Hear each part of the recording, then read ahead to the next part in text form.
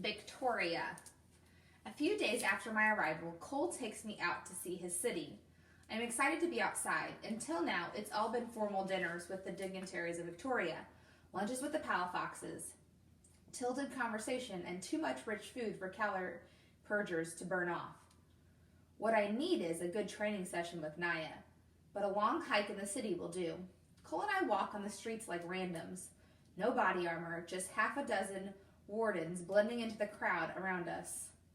A single drone hovers up among the pigeons. It's probably only there to make sure I don't run.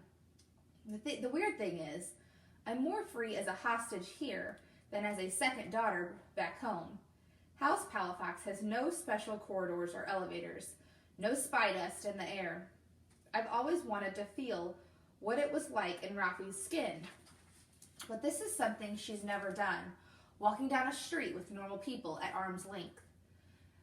They mostly ignore us, but a few walk straight past the wardens to introduce themselves to Cole, the first son of the city.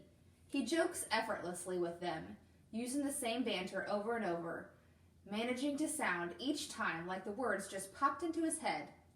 Naya warned me that in Victoria I might be exposed like this. A lot of cities work this way, the wealthy and powerful walking freely among randoms. But it's strange to see it in real life. It makes me twitchy, like everyone can see through my disguise. Cole acts like it's perfectly natural, of course, and the people of Victoria seem to adore their first son. They ask about his schoolwork, his botany, his archery, all the reasons that my sister's friends ignore him. His studiousness, his boring hobbies, are celebrated here, which is odd because Victoria isn't boring or studious at all. It's actually alive.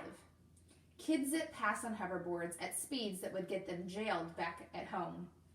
Drones flit just above the rooftops, carrying not only our official cargo, but groceries, shopping, folded laundry, as if every random gets their own air fleet here. And it's not just the traffic that's wild and uncontrolled. People seem to wear whatever they want. Bright colors, flash tattoos, and surgeries that would never pass the censors back in Shrev. Even the buildings are bursting with life. The hoverstrut architecture drifts overhead, airy and fantastical. And down here at street level, the adobe houses are painted in sunset oranges and yellows, or the radiant blues of a low flame. But strangest to me are the animals, the flocks of pigeons against the sky, the imperious cats strutting the rooftops. I point at a chicken scuttling underfoot, its feathers as gaudy as the houses. What are they for? Cole gives me a questioning look. Wild animals aren't allowed in Shrev, I explain. Some birds get in, of course, but nothing like that. The chickens aren't wild exactly. Cole switches to his tour guide voice. They're tagged with transmitters so the city can monitor the ecosystem. They make for good pest control. Why not just spray? We're old-fashioned here. When my little brother's home from school, he goes out every morning to collect eggs.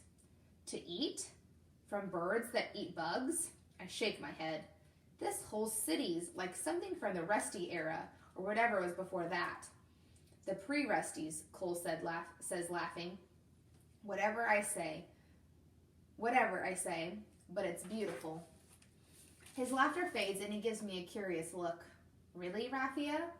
Shrev's so much bigger and newer than Victoria. I thought you'd be bored. Might you actually be charmed by our little town? I don't answer right away. The real Rafia would be bored. Or at least she'd pretend to be, because older, smaller cities are passé compared to the bold new constructions of the Mind Rain. But I don't want to offend Cole. He's my ally now. And after a lifetime of hiding, training, and carefully scripted appearances, it's hard not to be entranced by all this street life swirling around me. All these smells and sounds are overwhelming. As is the fact that I could choose any street to walk down next. But the most confusing part isn't my own freedom, it's everyone else's. Victoria seems like a city entirely out of control. I'm not bored at all, Cole. If anything, it's too much. Walking around in the open like this, it feels precarious. He studies me. More precarious than having assassins shoot at you? I have bodyguards in Shrev. Here, there's just a few wardens. You don't even have spy dust. It's illegal. I know, but... My tutors explained how privacy is an obsession in Victoria. The city scrubs its data every day, forgetting where everyone went, what they pinged each other, what they made with their holes in the wall. Back home in Shrev, the air is full of machines.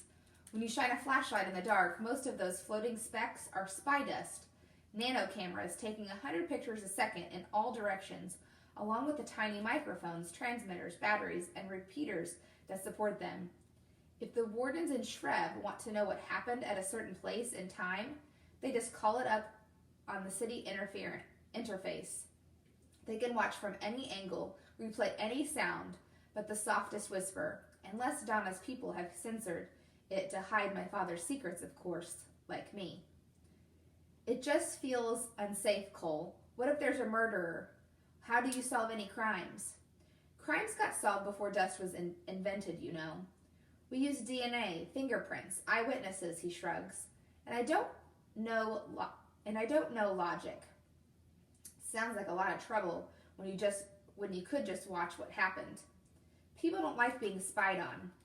Besides, we haven't had an unsolved murder since the mine drain. I lower my voice a little. But how does your family keep control? He looks at me through narrowed eyes. We don't keep control. We lead. Are you being smug? Usually. He watches a dog run past, chasing a pair of cats. My mother does a good job, so people don't try to get rid of us. I come to a halt and stare at him. Are you saying someone tried to kill me because my father was doing a bad job? Your father's different, he answers calmly. You know that. I stand there in the cool shade of an adobe wall, gathering my thoughts. I don't have an answer, because I don't really know why I'm arguing. Is this me pretending to be Rafi, who always upholds the family name in public? Or do I just hate being judged? I'm sorry you can't walk around like this at home, Cole says. The violence must be tough. There's that smugness again. Don't talk to me about violence, I say. Your mother's borrowing my father's army. Borrowing because we don't have a big standing army of our own. Half our soldiers have other jobs. Don't you see the difference? Not really. He sighs. Il n'est Pierre sourd que celui que ne veut pas entendre. No one's as deaf as one who doesn't want to listen, my Serrano translate. French proverbs? Perfect. Rafi would be so much better at this than me. We could probably spit some fancy sayings back at him. I try to remember what my tutors have been teaching me about the debates of the new era, about whether the first families with their all-knowing dust and ancient weapons had grown too powerful. But why would anyone want to be ruled by a family that was weak? I notice that the wardens have formed a loose circle around me and Cole, facing outward, standing with their arms crossed. The crowd is giving us a wide berth while we argue. I remember Rafi saying that the palafoxes aren't soft. Their power is in the air around us, gentle but firm. They just don't like to admit it. Maybe you don't know everything about your own family, I say. Cole considers this a moment, then nods. You're right. I never thought Jeffa would let Shrev's forces in, or cut me out of the decision, or try to marry me off like some bubblehead. His voice goes quieter. And I still can't figure out why she locked up my hunting bow. I don't bother to explain. Allies or not, Cole doesn't need to know that I'm a hostage. All he really wants is his hunting bow, if only to push back against Arabella for treating him like a breeding stock. Maybe I can use this. Here's a question. I step a little closer, whispering. How often does anyone go down to the monastery? Hardly ever. Even cleaning drones aren't allowed, Jeffa says. They wear away the stone. Then maybe I can get your hunting bow back if you find something for me. His eyes widen. What? You can't tell your mother what I'm about to ask for, promise? Of course. I wonder whether to trust him. Back home, my father's office is full of sensors that track heartbeat, skin temperature, the subtle motions of the eyes, every telltale that someone might be lying. But out here on the street, all I have to go on is Cole's unwavering gaze back at me. Somehow it's enough. Do you know what a pulse charger looks like?